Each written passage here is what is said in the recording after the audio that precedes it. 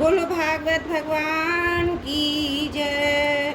दसम स्कंद 17वां अध्याय कालिया के कालिया दह में आने की कथा तथा भगवान का ब्रजवासियों को दावानल से बचाना। राजा परीक्षित ने पूछा, भगवान कालिया नाग के नागों के निवास स्थान रमणक द्वीप को क्यों छोड़ा था और उस अकेले के ही गरुण जी का कौन सा अपराध किया था। श्री सुखदेव जी ने कहा, परीक्षित, पूर्व काल में गरुण जी को पहाड़ स्वरूप प्राप्त होने वाले सर्पों ने यह नियम कर लिया था कि प्रत्येक मास निर्दिष्ट वृक्ष के नीचे गरुण को एक सर्प की भेंट दी जाए। इस नियम के अनुसार प्रत्येक अमावस्या को सारे सर्प अपनी रक्षा के लिए महात्मा गरुण जी को अपना अपना भाग देते रहते हैं। उन सर्पों में कद्रु का पुत्र कालिया नाग भी अपने विष और बल के घमंड से मतवाला हो रहा था। उसने गरुड़ का तिरस्कार करके स्वयं भी बलि देना दूर रहा, दूसरे सांप जो गरुड़ को बलि देते थे उसे भी खा लेता। परीक्षित यह सुनकर भगवान के प्यारे पार्षद शक्तिशाली गरुड़ को बड़ा क्रोध आया, इसलिए उन्होंने कालिया नाग को मार डालने के विचार से बड़े वेग से उस पर आक्रमण किया। विषधर कालिया नाग ने जब देखा कि गरुड़ बड़े वेग से मुझ पर आक्रमण करने आ रहे हैं, तब वह अपने 101 फण फैलाकर डसने के लिए उन पर टूट पड़ा। उसके पास शस्त्र थे, केवल दांत, इसलिए उसने दांतों से गरुड़ को डस लिया। उस समय वह अपनी भावनी जीभें लपलपा रहा था। उसकी सांस लंबी चल रही थी और आंखें बड़ी डरावनी जान पड़ती थी। ताक्षनंदन गरुण जी विष्णु भगवान के वाहन है और उनका वेग तरह पराक्रम अतुलनीय है। कालिया नाग की ठिठाई देखकर उनका क्रोध और भी बढ़ गया तथा उन्होंने उसे अपने शरीर से झटक कर फेंक दिया और अपने सुनहले बाएं पंख से कालिया नाग पर बड़े जोर से प्रहार किया। उनके पंख चोट से कालिया नाग घायल हो गया। वह घबरा कर वहाँ से भागा, यमुना जी के पास इस कुंड में चला आया। यमुना जी का यह कुंड गरुड़ के लिए आगम्य था, साथ ही वह इतना गहरा था कि उसमें दूसरे लोग भी नहीं जा सकते थे। इसी स्थान पर एक दिन क्षुधातुर गरुड़ ने तपस्वी सौभरी के मना करने पर भी अपने अविष्ट भक्ष मत्स्य को बलपूर्वक पकड़कर खा लिया। अपने मुखिया मत्स्यराज के मारे जाने के बाद मछलियों को बड़ा कष्ट हुआ। वे अत्यंत दीनों व्याकुल हो गई। उनकी यह दशा देखकर महर्षि सौभरी को बड़ी दया आई। उन्होंने उस कुंड में रहने वाले जब जीवों को भलाई के लिए गरुड़ को शाप दे दिया, यदि गरुड़ फिर भी कभी इस कुंड में घुसकर मछलियों को खाएंगे तो उसी क्षण प्राणों से हाथ धो बैठेंगे। मैं ये सत्य सत्य कहता हूँ। परीक्षित, महर्षि सौभरी की शाप की बात कालिया नाग के सिवा और कोई सांप नहीं जानता था, इसलिए वह गरुड़ के भय से वहाँ रहने लगा था। और अब भगवान श्री कृष्ण उसे निर्भय करके वहाँ से रमणक द्वीप भेज दिया। परीक्षित, इधर भगवान श्री कृष्ण दिव्य माला, गंध, वस्त्र, महामूल्य मणि और सुवर्ण में आभूषणों से विभूषित हो उस कुंडल से बाहर निकले। उनको देखकर सबके सब ब्रजवासी इस प्रकार उठ खड़े हुए जैसे प्राणों को पाकर इंद्रियां सचेत हो जाती हैं। सभी गोपों का हृदय आनंद से भर गया। वे बड़े प्रेम और प्रसन्नता से अपने कन्हैया को हृदय से लगाने लगे। परीक्षित, यशोदा रानी, रोहिणी जी, नंद बाबा, गोपी और गोप सभी श्री कृष्ण को पाकर सचेत हो गए। उनका मनोरथ सफल हो गया। बलराम जी तो भगवान का प्रभाव जानते ही थे। वे श्री कृष्ण को हृदय से लगाकर हंसने लगे। पर्वत, वृक्ष, गाय, बैल, बछड़े सबके सब आनंद मग्न हो गए। गोपों के कुलगुरु ब्राह्मणों ने अपनी पत्नियों के साथ नंद बाबा के पास आकर कहा, नंद जी, तुम्हारे बालक को कालिया नाग ने पकड़ लिया था, सो छूट कर आ गया। वह बड़े सौभाग्य की बात है। श्री कृष्ण की मृत्यु के मुख से लौट के आने पर उपलक्ष्य में तुम ब्राह्मणों को दान करो। परीक्षित, ब्राह्मणों की बात सुनकर नंद बाबा को बड़ी प्रसन्नता हुई। उन्होंने बहुत सा सोना गौएं ब्राह्मणों को दान दी। परम सौभाग्यवती देवी यशोदा ने भी कालगाल से बचे हुए अपने लाल को गोद में लेकर हृदय से चिपका लिया। उनकी आंखों से आनंद के आंसुओं की बूंदें बार बार टपकी पड़ती थी। राजेंद्र, ब्रजवासी और गौएं सब बहुत ही थक गए थे। ऊपर से भूख प्यास भी लग रही थी, इसलिए उस रात में ब्रज में नहीं गए। वहीं यमुना जी के तट पर सो गए। गर्मी के दिन थे, उधर वन का सूख गया था। आधी रात के समय उसमें आग लग गई। उस आग से सोए हुए ब्रजवासियों को चारों ओर से घेर लिया और रोशनी जलाने लगी। आग की आंच लगने पर ब्रजवासी घबरा कर उठ खड़े हुए और लीला मनुष्य भगवान श्री कृष्ण की शरण में गए। उन्होंने कहा, प्यारे श्री कृष्ण, श्याम सुंदर महाभाग्यवान बलराम, तुम दोनों का बल विक्रम अनंत है। देखो देखो, भयंकर आग तुम्हारे सगे संबंधी हम स्वजनों को जलाना ही चाहती है। तुम में सब सामर्थ्य है, हम तुम्हारे सुहृद हैं, इसलिए इस प्रलय की अपार आग से हमें बचाओ प्रभु। हम मृत्यु से नहीं डरते, पर तो तुम्हारे अकुतो भय चरण कमल छोड़ने में हमें असमर्थ हैं। भगवान अनंत वे अनंत शक्तियों को धारण करते हैं। उन जगदीश्वर भगवान श्री कृष्ण ने जब देखा कि मेरे स्वजन इस व्याकुल हो रहे हैं, तब भी उस भयंकर आग को पी गए। बोलो भागवत भगवान की जय। 10वां स्कंद 17वां अध्याय समाप्त। त्रुटियों के लिए क्षमा प्रार्थी हूँ। बोलो भागवत भगवान की जय। 10वां स्कंद 8वां अध्याय प्रलंबासुर उद्धार। श्री सुखदेव जी कहते हैं, परीक्षित, अब आनंदित स्वजन संबंधियों से घिरे हुए एवं उनके मुख से अपनी कीर्ति का गान सुनते हुए श्री कृष्ण ने गोकुल मंडित गोष्ठ में प्रवेश किया। इस प्रकार अपनी योग माया से ग्वाल का सा वेश बनाकर राम और श्याम ब्रज में कीड़ा कर रहे थे। उन दिनों ग्रीष्म ऋतु थी और शरीरधारियों को बहुत प्रिय नहीं है, परंतु वृंदावन के स्वाभाविक गुणों से वहाँ बसंत की ही जटा झटक रही थी। इसका कारण था, वृंदावन में परम मधुर भगवान श्याम सुंदर श्री कृष्ण और बलराम जी निवास तो करते थे। झींगरों की तीखी झनकार झनकोर मधुर झरझर में छिप गई थी। उन झरनों से सदा सर्वदा बहुत ठंडी जल की फुहारियाँ उड़ा करती थी, जिनसे वहाँ के वृक्षों की हरियाली देखते ही बनती। जिधर देखिए हरी हरी धूप से पृथ्वी हरी हरी हो रही थी। नदी सरोवर झरनों को लहरों का स्पर्श करके तो जो वायु चलती थी, उसमें लाल पीले नीले तुरंत खिले हुए, देर के खिले हुए, कहार उत्पल आदि अनेकों प्रकार के कमलों का पराग मिला हुआ था। इस शीतल मंद और सुगंध वायु के कारण वनवासियों को गर्मी का किसी प्रकार का क्लेश नहीं सहना पड़ता था। ना दावाग्नि का ताप लगता था, ना तो सूर्य का घाम हो। ये नदियों में अगाध जल भर रहा था। बड़ी बड़ी लहरें उनके तटों को छू रहा था। वे उनके पुलनों से टकराती, उन्हें स्वच्छ बना देती। उनके कारण आसपास की भूमि गीली बनी रहती और सूर्य की अत्यंत उग्र तथा तीखी किरणें भी वहाँ की पृथ्वी और हरी भरी घास को नहीं सुखा सकती थी। चारों ओर हरियाली छा रही थी। उस वन में वृक्षों की पात फूलों से लद रही थी। जहाँ देखिए वहीं से सुंदरता फूटी पड़ती थी। वहीं रंग बिरंगे पक्षी चहक रहे थे, तो कहीं तरह तरह के हिरन चौकड़ी भर रहे थे, कहीं मोर कूक रहे थे, तो कहीं भौरे गुंजार रहे थे, कहीं कोयलें कूक रही थी, तो कहीं सारस अलग ही अपना आलाप छेड़े हैं।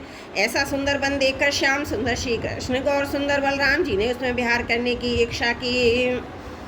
आगे आगे गौएं चली, पीछे पीछे ग्वाल वाल, और बीच में अपने बड़े भाई के साथ बांसुरी बजाते हुए श्री कृष्ण। राम श्याम और ग्वाल वालों ने जब नव पल्लव और मोर पंख के गुच्छे, सुंदर सुंदर पुष्पों के हारों, गेरू आदि रंगीन धातुओं से अपने को भांति भांति से सजा लिया। फिर कोई आनंद में मगन होकर नाचने लगा, तो कोई ताल ठोक कर कुश्ती लड़ने लगा। किसी किसी ने राग अलापना शुरू कर दिया। जिस समय श्री कृष्ण नाचने लगते, उस समय कुछ ग्वाल वाल गाने लगते और कुछ बांसुरी तथा सिंगी बजाने लगते। कुछ हथेली से ही ताल देते तो कुछ बाह बाह करने लगते। परीक्षित उस समय नट जैसे अपने नायक की प्रशंसा करते। वैसे देवता लोग ग्वाल वालों का रूप धारण करके वहां आते और गोप जाति में जन्म लेकर छिपे हुए बलराम और श्री कृष्ण की स्तुति करने लगते। घुंघराली अलकों वाले श्याम बलराम एक दूसरे का हाथ पकड़कर कुमार के चाक की तरह चक्कर काटते, घूमती फिरती खेलते, कभी एक दूसरे से अधिक फांस जाने की इच्छा से कूदते, कूड़ी ढांकते, कभी कहीं होड़ लगाकर ढेले फेंकते, तो कभी ताल ठोककर रस्साकसी करते। एक दल दूसरे दल के विपरीत रस्सी पकड़कर खींचता, कभी एक दूसरे से कुश्ती लड़ते लड़ाते। इस प्रकार तरह तरह के खेल खेलते। कहीं कहीं जब दूसरे ग्वाल वाल नाचने लगते, तो श्री कृष्ण और बलराम जी गाते या बांसुरी सिंगी और बजाते महाराज। कभी कभी वे बाह बाह कहकर उनकी प्रशंसा भी करते। कभी एक दूसरे पर बेल जाए फले आमले के फल हाथ में लेकर फेंकते। कभी एक दूसरे की आंख बंद करके छिप जाते और पीछे से ढूंढता। इस प्रकार आंख में चोली खेलते। कभी एक दूसरे को छूने के लिए बहुत दूर दूर तक दौड़ते रहते। कभी पशु पक्षी चेष्टाओं का अनुकरण करते, कहीं मेढकों की तरह फुदक फुदक कर चलते, तो कभी मुंह बना बना कर एक दूसरे की हंसी उड़ाते। कई रस्सियों से वृक्षों पर झूला डालकर झूलते, तो कभी दो बालकों को खड़ा कराकर उनकी बाहों के बल पर ही लटकने लगते। कभी किसी राजा की नकल करने लगते। इस प्रकार राम और श्याम वृंदावन की नदी, पर्वत, घाटी, कुंज, वन, सरोवरों में सभी खेल खेलते जो साधारण बच्चे संसार में खेला करते हैं। एक दिन जब बलराम और श्री कृष्ण ग्वाल वालों के साथ उस वन में गोए चरा रहे थे, तब ग्वाल के वेश में प्रलम्ब नाम का एक असुर आया। उसकी इच्छा थी कि मैं श्री कृष्ण बलराम को हर ले आऊं। भगवान श्री कृष्ण सर्वज्ञ हैं, वे उसे देखते ही पहचान गए। फिर भी उन्होंने उसका मित्रता का प्रस्ताव स्वीकार कर लिया। वे मन ही मन यह सोच कर रह गए, इसी युक्ति से इसका वध करना चाहिए। ग्वाल वालों में सबसे बड़े खिलाड़ी खेलों के आशा श्री कृष्ण ही थे। उन्होंने सब ग्वाल वालों को बुलाकर कहा, मेरे प्यारे मित्रों, आज हम लोग अपने को उचित रीति से 2 दलों में बांट दें और आनंद से खेलें। उस खेल में ग्वाल वालों ने बलराम श्री कृष्ण को नायक बनाया। कुछ श्री कृष्ण के साथी बन गए और कुछ बलराम के। फिर उन लोगों ने तरह तरह से ऐसे बहुत से खेल खेले, जिनमें से एक दल के लोग दूसरे दल के लोगों को अपनी पीठ पर चढ़ाकर एक निर्दिष्ट स्थान पर ले जाते थे। जीतने वाला दल चढ़ता था, हराने वाला दल ढोता था। इस प्रकार एक दूसरे की पीठ पर चढ़ते चढ़ाते श्री कृष्ण आदि ग्वाल वाल गाय चराते हुए भांडी नाम के बट के पास पहुंच गए। परीक्षित एक बार बलराम जी के दल वाले श्री दामा वृषभ और ग्वाल वालों ने खेल में बाजी मार ली। तब श्री कृष्ण आदि अन्य पीठ पर चढ़ाकर ढोने लगे। हारे हुए श्री कृष्ण ने श्री दामा को अपनी पीठ पर चढ़ाया। भद्रसेन ने वृषभ को, प्रलम्ब ने बलराम जी को। दानव कुंभक प्रलम्बन ने देखा श्री कृष्ण तो बड़े बलवान है, उन्हें मैं नहीं हरा सकूंगा, अतः उन्हीं के पक्ष में हो गए। बलराम जी को लेकर फुर्ती से भाग चला। पीठ से उतारने के लिए तो स्थान नियत था, उससे आगे निकल गया। बलराम जी बड़े भारी पर्वत के समान बोझ वाले थे, उनको लेकर प्रलम्बासुर दूर तक ना जा सका। उनकी चाल रुक गई। तब उसने अपना स्वाभाविक दैत्य रूप धारण कर लिया। उसके काले शरीर पर सोने के गहने चमक रहे थे और गौर सुंदर बलराम जी को धारण करने के कारण उसकी ऐसी शोभा हो रही थी मानो बिजली से युक्त काला बादल चंद्रमा को धारण किए हुए हो। उसकी आंखें आग की तरह दधक रही थीं, दाढ़ें भौं तक पहुंची हुई बड़ी भावनी थी। उसके लाल लाल बाल इस प्रकार बिखर रहे थे मानो आग की लपटें उठ रही हों। उसके हाथ पांव में कड़े, सिर पर मुकुट और कानों में कुंडल थे। उनकी कांति से वह बड़ा अद्भुत लग रहा था। उस भयानक दैत्य को बड़े वेग से आकाश में जाते देख पहले तो बलराम जी कुछ घबरा गए, परंतु दूसरे ही क्षण में अपनी स्वरूपादाता भय हो जाता रहा। बलराम जी देखा कि जैसे चोर किसी का धन चुरा कर ले जाए, वैसे ही शत्रु मुझे चुरा कर आकाश मार्ग से ले जा रहा है। उस समय जैसे इंद्र ने पर्वतों पर वज्र चलाया था, वैसे ही उन्होंने क्रोध करके उसके सिर पर घूंसा कसकर जमाया। घूंसा लगना था कि उसका सिर चूर चूर हो गया और मुंह से खून निकलने लगा। चेतना जाती रही। भयंकर शब्द हुआ। इंद्र के द्वारा वज्र से मारे हुए पर्वत के समान हुए। उसी समय प्राणहीन होकर पृथ्वी पर गिर पड़ा। बलराम जी परम बलशाली थे।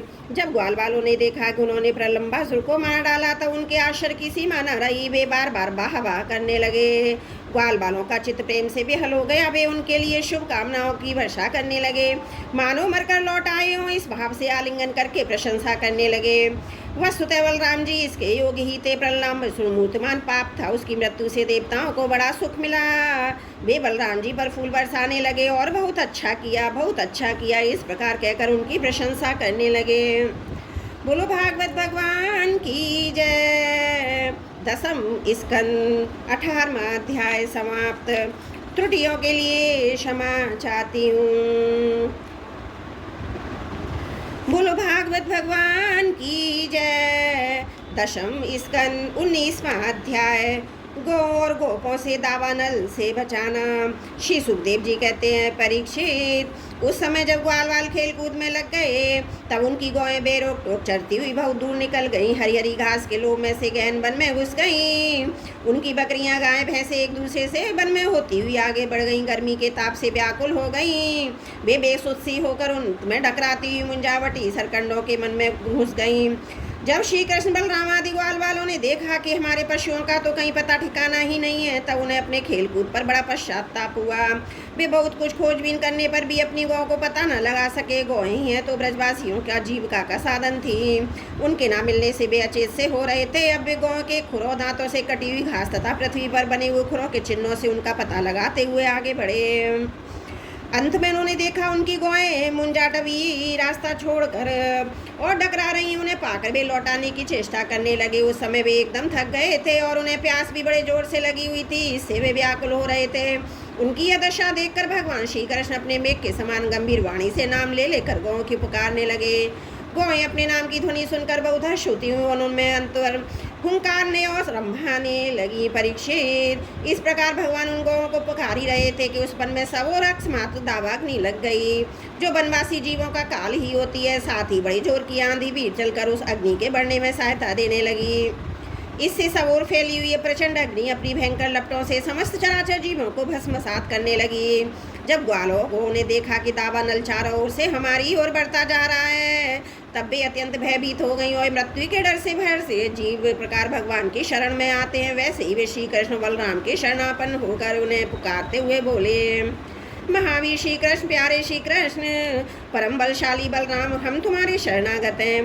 देखो इस समय दावानल से जलना ही चाहते हैं, तुम दोनों हमें इससे बचाओ। श्री कृष्ण, जिनके तुम ही भाई बंधु सब कुछ हो, उन्हें तो किसी प्रकार का कष्ट नहीं होना चाहिए।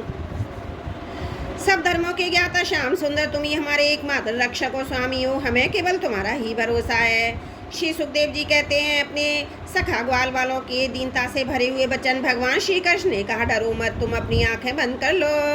भगवान की आज्ञा सुनकर उन ग्वाल वालों ने कहा, बहुत अच्छा, और अपनी आंखें मूंद ली। तब योगेश्वर भगवान श्री कृष्ण उस भयंकर आग को अपने मुंह से पी लिया।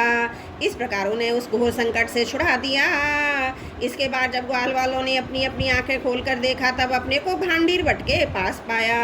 इस प्रकार अपने आप को गौं को दावानल से बचा देख वे ग्वाल वाल बहुत ही विस्मित हुए। श्री कृष्ण इस योग सिद्धि योग माया प्रभाव को एवं दावानल से अपनी रक्षा को देखकर उन्होंने यही समझा कि श्री कृष्ण कोई देवता हैं।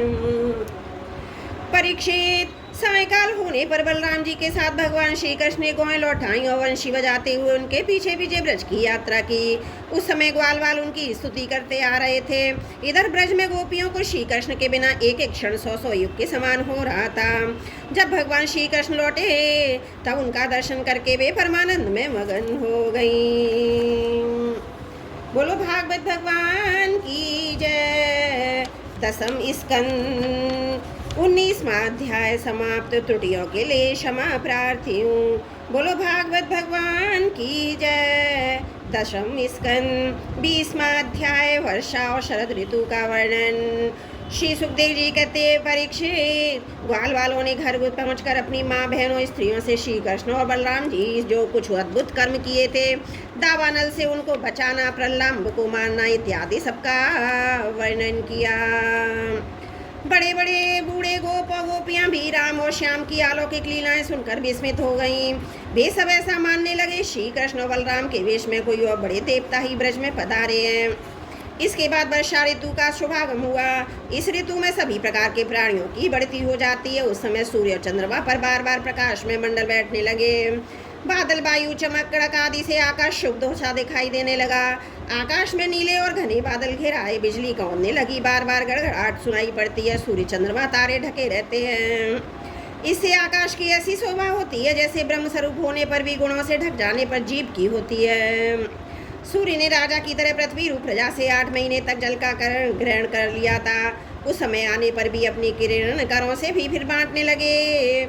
जैसे दयालु पुरुष जब देखते हैं कि प्रजा बहुत पीड़ित हो रही है, तब वे दया परवश होकर अपने जीवन प्राण तक निशावर कर देते हैं। वैसे ही बिजली की चमक से शोभामान घनघोर बादल, तेज हवा की प्रेरणा से प्राणियों के कल्याण के लिए अपने जीवन स्वरूप जल को बरसाने लगे। जेठ आषाढ़ की गर्मी से पृथ्वी सूख गई थी, अब वर्षा के जल से सिंचकर वह फिर हरी भरी हो गई। जैसे सकाम भाव से तपस्या करते समय पहले तो शरीर दुर्बल हो जाता है, परंतु उसका फल मिलता है तब हष्ट पुष्ट हो जाता है। वर्षा के सायंकाल में बादलों से घना और अंधेरा छाने लगा। ग्रह और तारों का प्रकाश तो नहीं दिखाई पड़ता, परंतु जुगनू चमकने लगे। जैसे कलयुग में पाप की प्रबलता हो जाने से पाखंड मतों का प्रचार हो जाता है और वैदिक संप्रदाय लुप्त हो जाए, तो मेढक पहले चुपचाप सो रहे थे, अब वे बादलों की गरज सुनकर टर टर करने लगे। जैसे नित्य नियम से निवृत्त होकर गुरु के आदेश अनुसार ब्रह्मचारी लोग वेद पाठ करने लगते हैं।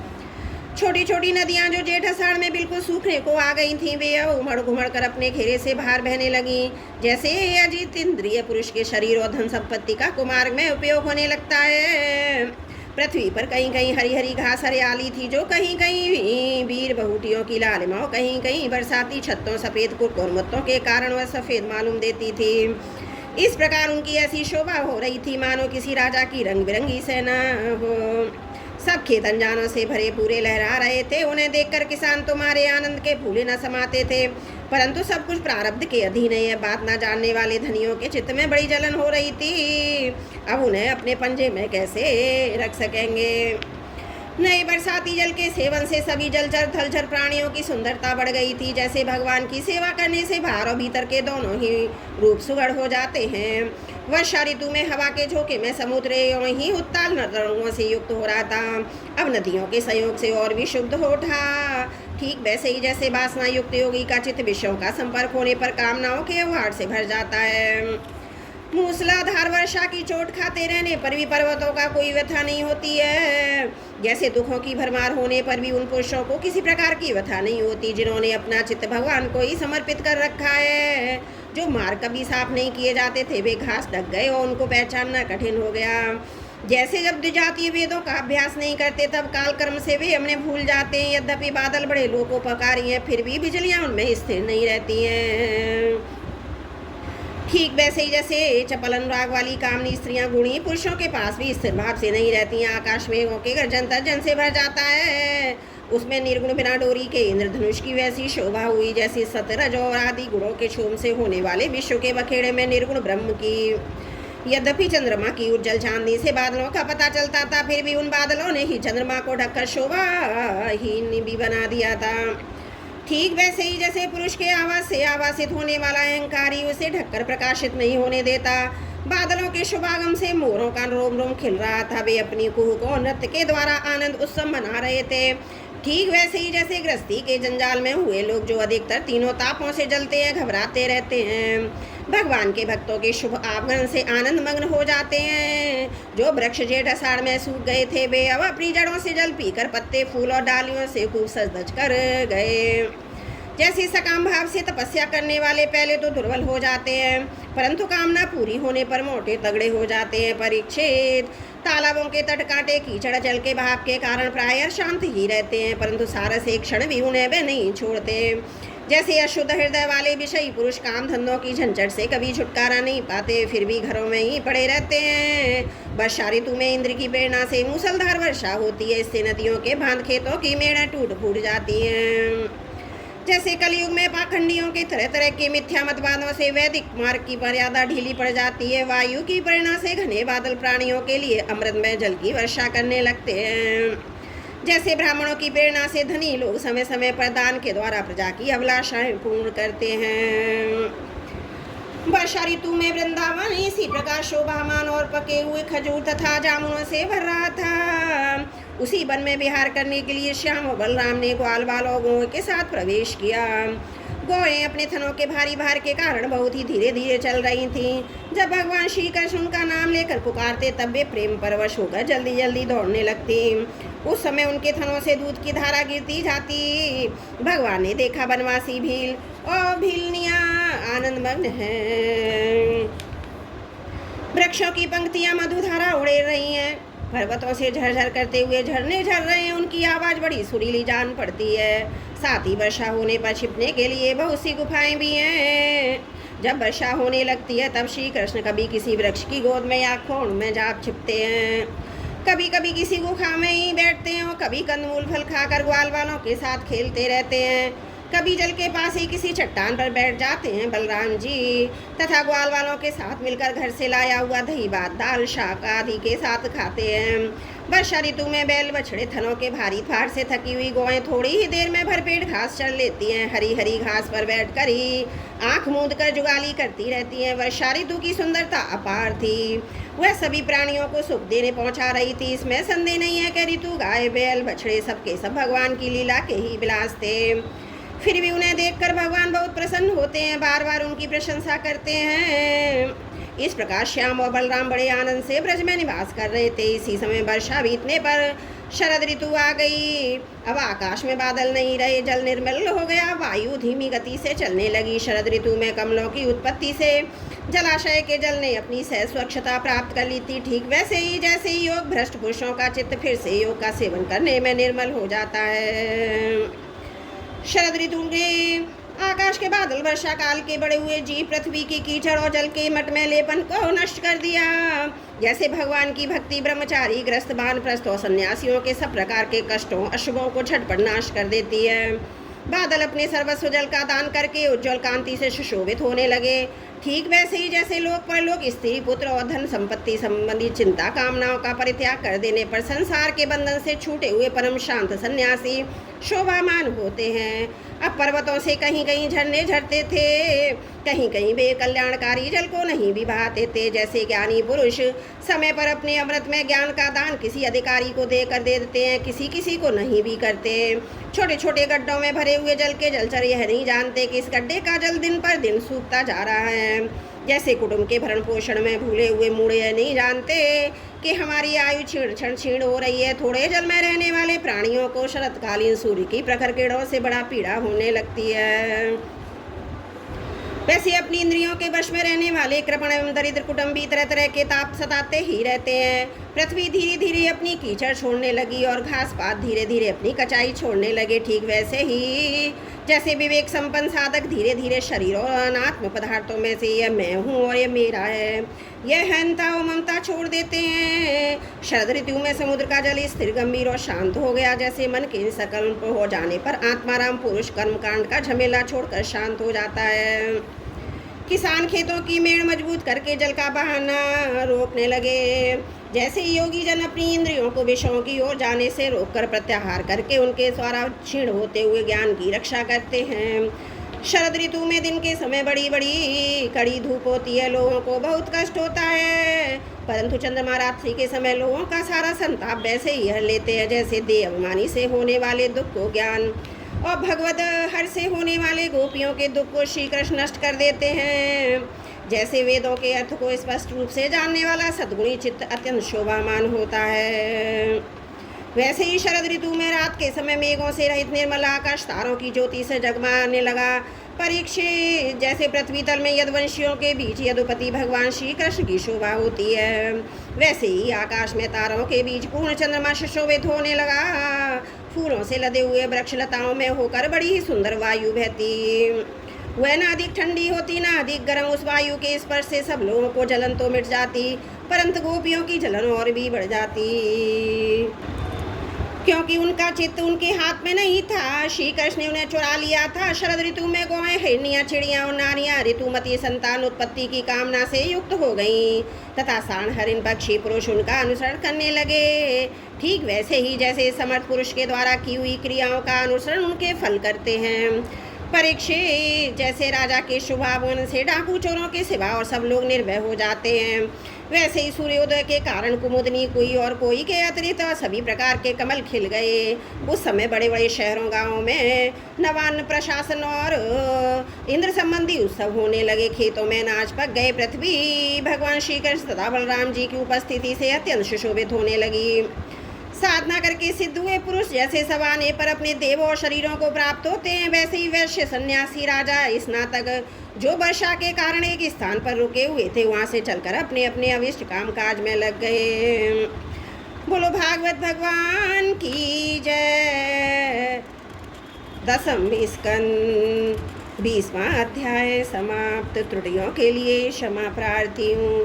बोलो भागवत भगवान की जय। 10वां स्कंद 21वां अध्याय वेणुगीत। श्री सुखदेव जी कहते, परीक्षित, शरद ऋतु के कारण वह वन बड़ा सुंदर हो रहा था। जल निर्मल था। जलाशयों में खिले हुए कमलों की सुगंध से सुनकर वायु मंद मंद चल रही थी। भगवान श्री कृष्ण ने गौ ग्वाल वालों के साथ उस वन में प्रवेश किया। सुंदर सुंदर पुष्पों से परिपूर्ण हरी हरी वृक्ष पंक्तियों में मत वाले भौरे स्थान स्थान पर गुनगुना रहे थे और तरह तरह के पक्षी झुंड के झुंड अलग अलग कर रहे थे, जिससे उस वन के सरोवर, नदियाँ, पर्वत सबके सब गूंजते रहते थे।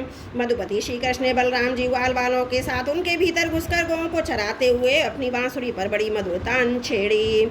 श्री कृष्ण वह वंशी ध्वनि भगवान के प्रति प्रेम भाव को, उनके मिलन की आकांक्षा को जगाने लगी थी। उसे सुनकर गोपियों का हृदय प्रेम से परिपूर्ण हो गया। वे एकांत में अपनी सखियों से उनके रूप गुणों वंशी ध्वनि की प्रभाव का वर्णन करने लगी। ब्रज की गोपियों ने वंशी ध्वनि का माधुर आपस में वर्णन करना चाहा तो अवश्य, परंतु वंशी का स्मरण होते ही उन्हें श्री कृष्ण की मधुर चेष्टाओं की प्रेम पूर्ण चितवन भों के इशारे मधुर मुस्कान आदि की याद आई। उनकी भगवान से मिलने की आकांक्षा और भी बढ़ गई। उनका मन हाथ से निकल गया। वे मन ही मन वहाँ पहुँच गई जहाँ श्री कृष्ण थे। अब उनकी वाणी के बोले कैसे वे उनके वर्णन में असमर्थ हो गई। वे मन ही मन देखने लगी कि श्री कृष्ण ग्वाल वालों के साथ वृंदावन में प्रवेश कर रहे हैं। उनके सिर पर मयूर पीठ है और कानों पर कनेर के पीले पीले पुष्प, शरीर पर सुनहला पीताम्बर और गले में 5 प्रकार के सुगंधित पुष्पों की बनी हुई वैजंती माला। रंगमंच पर अभिनय करते हुए शेष नट का सा जो सुंदर वेश है, बांसुरी के छिद्रों को वे अपने अधरामृत से भर रहे हैं। उनके पीछे पीछे वाल वाल उनकी लोक पावन कीर्ति का गान कर रहे हैं। इस प्रकार बैकुंठ से भी शेष यह वृंदावन था उनके चरण चिन्हों से और भी रमणीय बन गया।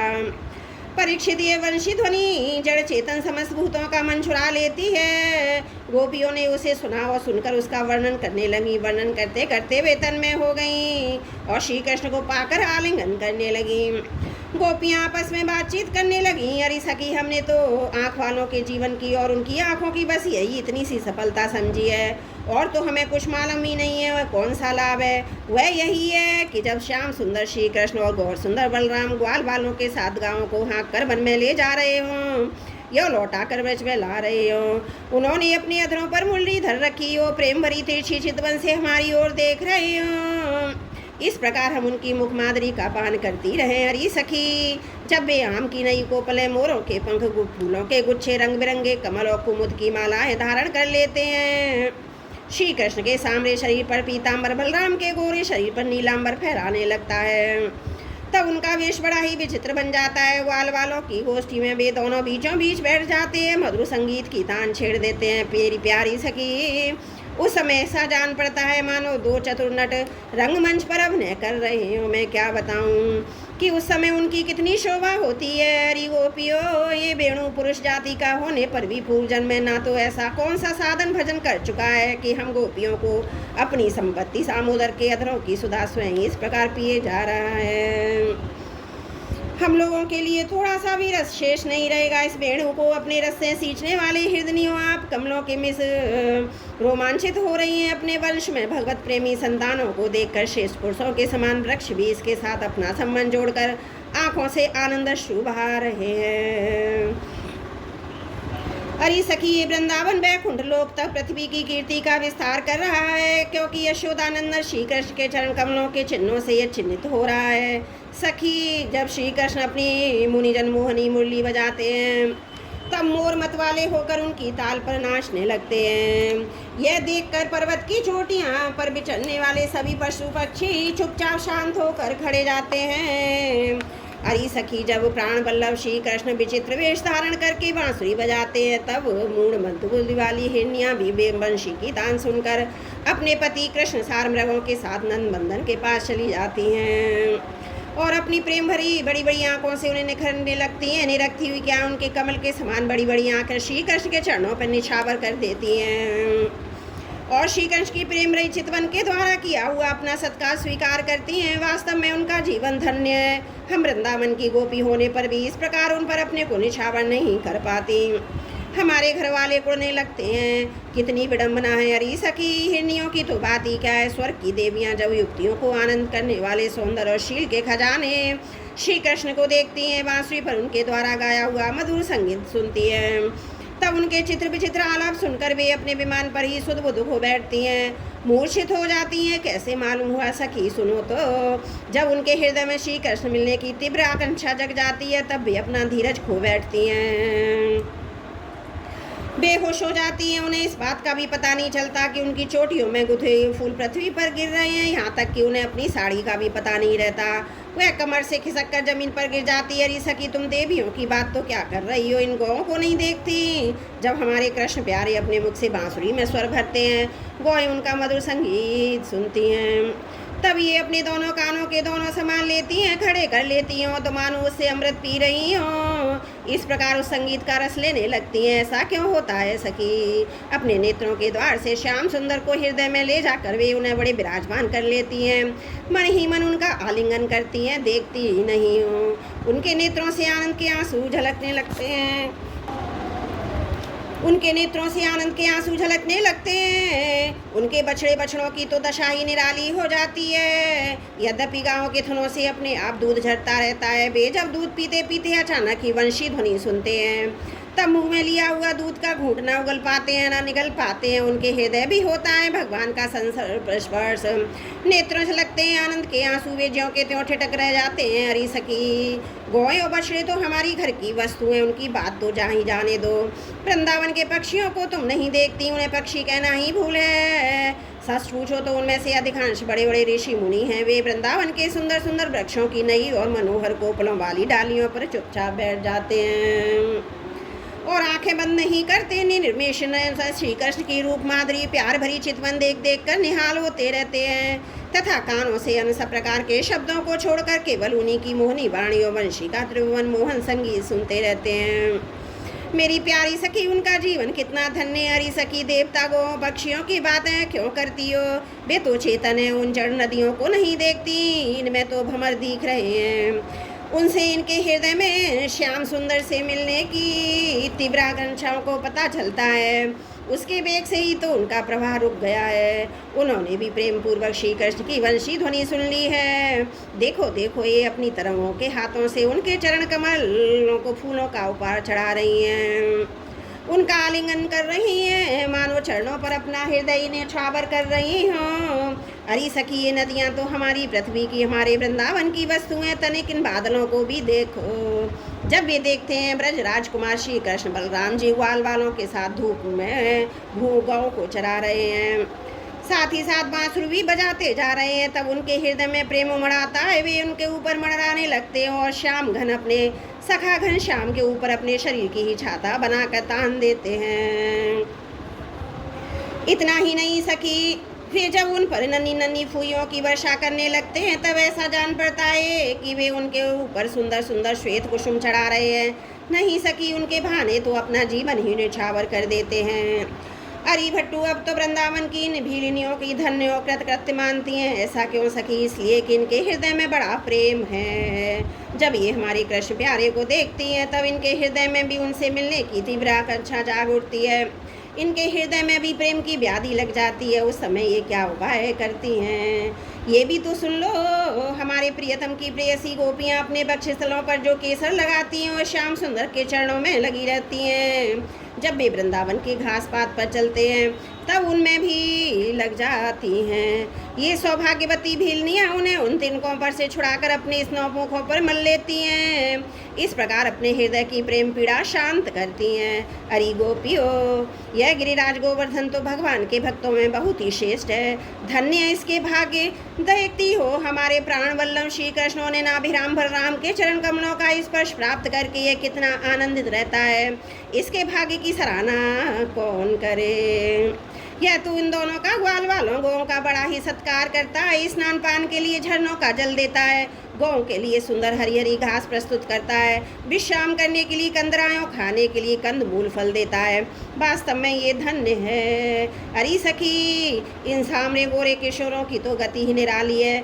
जब वे सिर पर नौ बना धोते समय गाय के पैर बांधने की रस्सी लपेट कर और कंधों पर फंदा भागने की गाँव को पकड़ने की रस्सी रखकर गाँव को एक वन से दूसरे वन में हाँक कर ले जाते हैं। साथ में ग्वाल बाल भी होते हैं, मधुर मधुर संगीत गाते हुए बांसुरी की तान छेड़ते हैं। उस समय मनुष्यों की तो बात ही क्या है, अन्य शरीरधारियों में भी चलने वाले चेतन पशु पक्षी और जड़ नदी आदि तो स्थिर हो जाते हैं तथा अचल वृक्षों को भी रोमांच हो जाता है। जादूगरी वंशी का और क्या चमत्कार सुनाऊं परीक्षित। वृंदावन बिहारी श्री कृष्ण की ऐसी एक नहीं अनेक लीला हैं।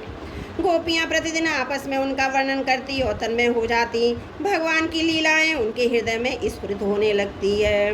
बोलो भागवत भगवान की जय। दशम स्कंद 21वां अध्याय समाप्त। त्रुटियों के लिए क्षमा चाहती हूँ।